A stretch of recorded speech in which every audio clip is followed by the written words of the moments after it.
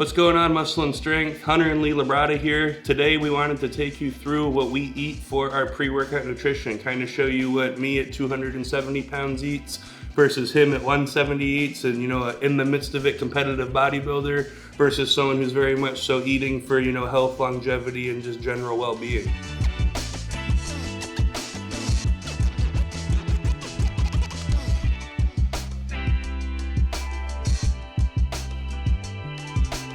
So what I got here are turkey burgers made with 99% fat-free turkey breast. For my carbohydrates, typically eat out of one of these rice packs. And those rice packs are 300 grams total, so typically he'll eat like 150-ish grams of rice with his meals. That's right, and then I've got some homemade black beans.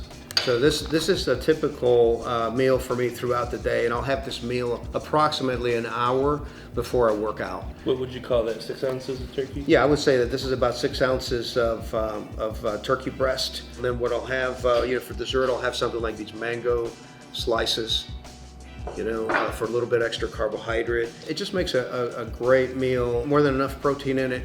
It's got enough carbohydrate in it for me to get started through my workout. I've got a beet salad here that I'll have with the meal. I'm a big believer in getting natural vegetables and salads throughout the day, and getting enough fiber, because I think that it's good for gut health. Show you what I have.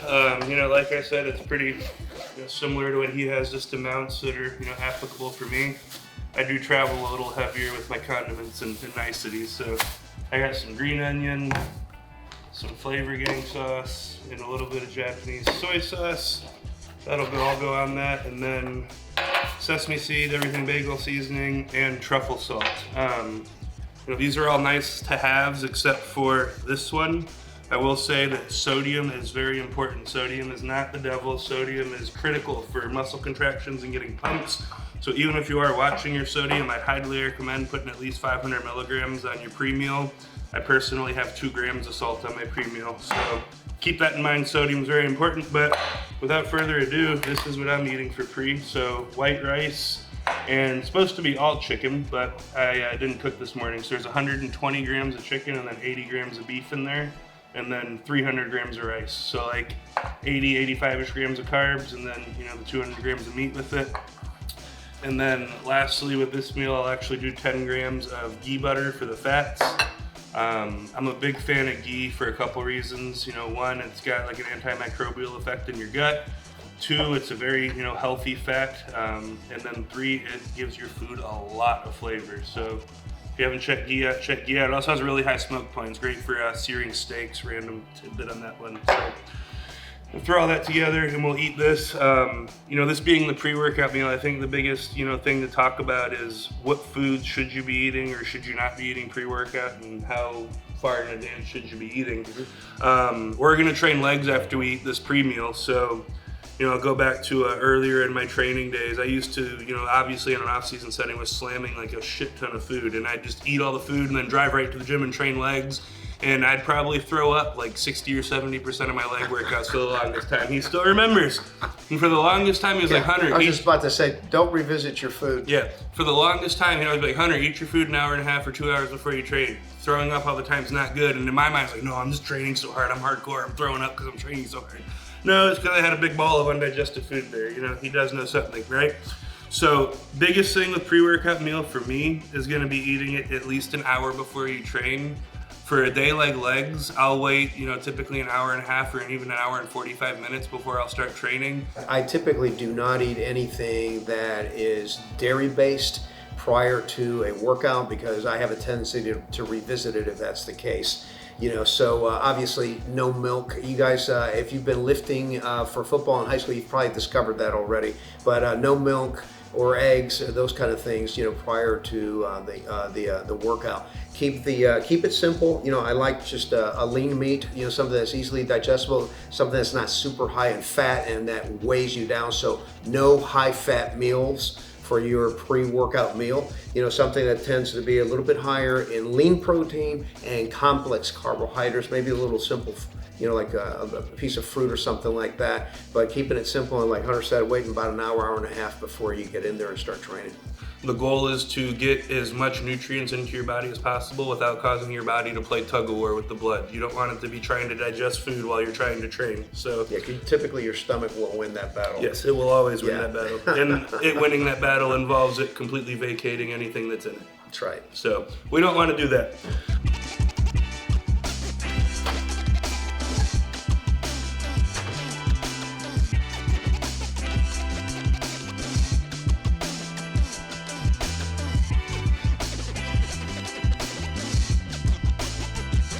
So, pro tip, any of your big heavy meals, especially your pre-workout meal, take some digestive enzymes.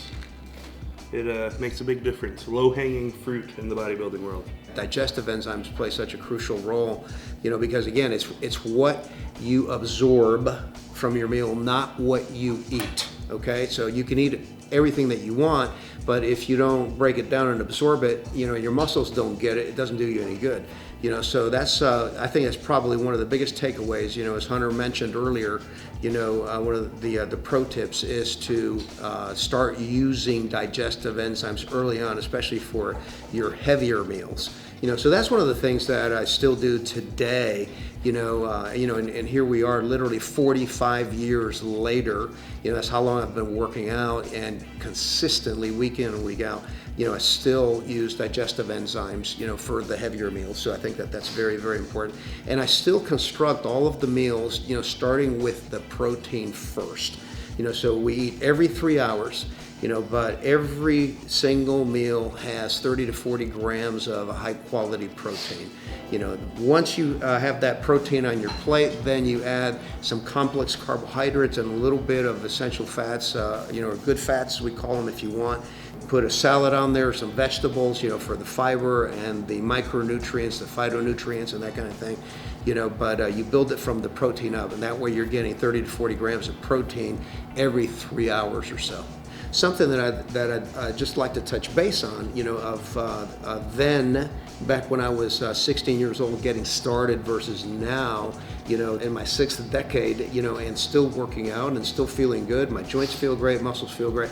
Well, you know, a lot of that has to do with adapting your diet to whatever your current physical needs are. So obviously when I was just starting out, you know, as a teenager and in my 20s, I was consuming a lot more calories than I consume now. You know, and truth be told, my diet might have been a little bit higher in fat, you know, and then as the years go and your caloric needs diminish, you know, once you're not competing anymore, in my case, you know, then the size of the meals went down. I'm pretty blessed, more blessed than most, in that I've got a really good metabolic thermostat, as I'd like to call it, you know, so my body is very adept at shutting down my appetite, you know, at such point as it really needs no more nutrients. And so it's hard for me to gain weight, which is not always the case for everybody. So you kind of got to adapt and build it to your own body. But generally speaking, you're going to be eating more calories when you're first building muscle, when you're younger, you know, than as you get older and you get into more of a maintenance and health phase.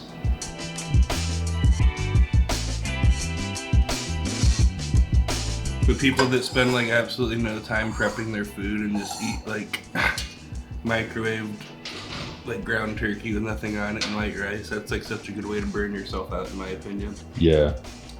I don't know. If you want to have longevity doing this, you can't hate everything that you're doing. It's hard enough at times without hating everything that you're eating and it not being enough. Off season, you know, like the calories will get high enough. It's like literally the best meal in the whole wide world that you can eat is not having to eat it. Like if you asked me in the middle of my off season, Hunter, you could have anything for this meal, what would you have?